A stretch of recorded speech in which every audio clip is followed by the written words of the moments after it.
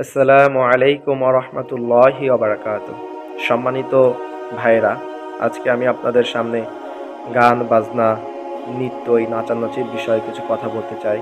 যে সমাজে আজকে আমরা যদি দৃষ্টিপাত করি তাহলে আমরা দেখতে পাবো যে দেখেন, সমাজে যুবক যুবতী এবং এমনকি বৃদ্ধা লোকরাও, বয়স্ক লোকেরাও তারা এখন গান বাজনা নাচানাচি টিভি সিডির ভিতরে এমনভাবে নিজেকে গ্রাস করে ফেলেছে, নিজেকে অ্যাক্টিভ করেছে যে এটা তাদের কাছে মানে ওই যে কী বলে নেশার মতো হয়ে গিয়েছে।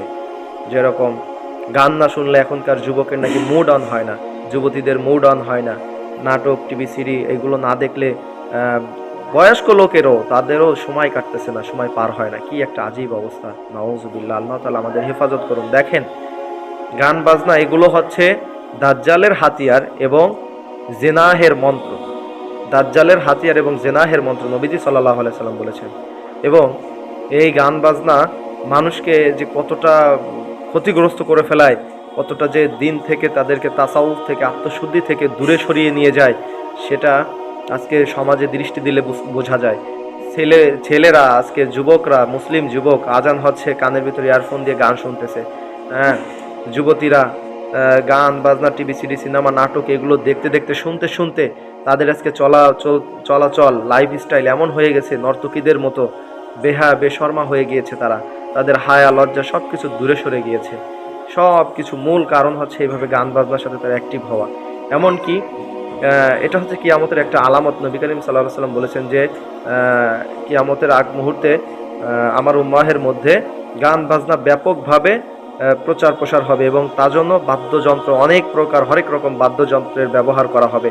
এখন দেখেন, এগুলো একটা কিয়ামতের একটা আলামত। এই বিষয়ে আল্লাহ রাসূল সাল্লাল্লাহু আলাইহি ওয়াসাল্লাম আমাদেরকে বারবার সতর্ক করে গিয়েছেন, কিন্তু আমরা মুসলিম উম্মাহ এটাকেই সব থেকে বেশি গ্রহণ করে নিয়েছি এবং এটার ভিতরে সব থেকে বেশি আমরা আকর্ষিক হয়েছি।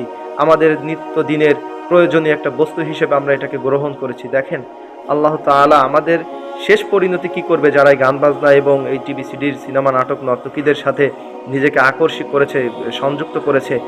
নবী করিম সাল্লাল্লাহু আলাইহি ওয়াসাল্লাম ইবনে মাজাহ শরীফের 4020 নম্বর হাদিসে এটা আসছে যে এই সমস্ত ব্যক্তিদেরকে আল্লাহ তাআলা শেষ পরিণতিতে ধ্বংস করে দিবেন এবং তাদের কুকুর অর্থাৎ বানর এবং শূকরে পরিণত করে দিবেন। নাউজুবিল্লাহ।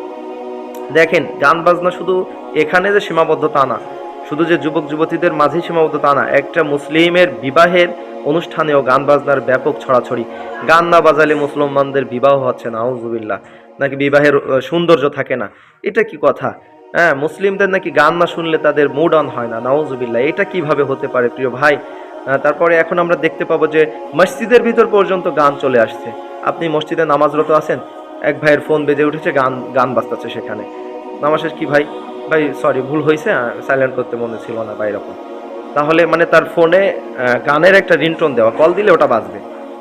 গানটা আজকে কোথায় চলে গিয়ে গেছে, কোথায় আমাদের পৌঁছে দিয়েছে, আমরা কোথায় গানটাকে নিয়ে দাঁড় করিয়েছি? মসজিদের ভিতর পর্যন্ত এখন গান বাজে, সমস্ত জায়গায়। কি একটা আজীব অবস্থা! কিভাবে আমরা এভাবে দিন থেকে আলাদা হয়ে যাচ্ছি?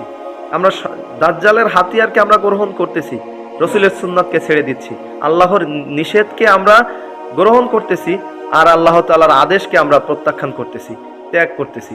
এটা কিভাবে? আমরা এইভাবে এই ঈমান নিয়ে আমরা কিভাবে পরকালে শান্তির আশা করতে পারি? আল্লাহ তাআলা আমাকে সহ আপনাদের সবাইকে এই সমস্ত ফিতনা থেকে বেঁচে থাকার তৌফিক দান করুক। আমিন। আসসালামু আলাইকুম।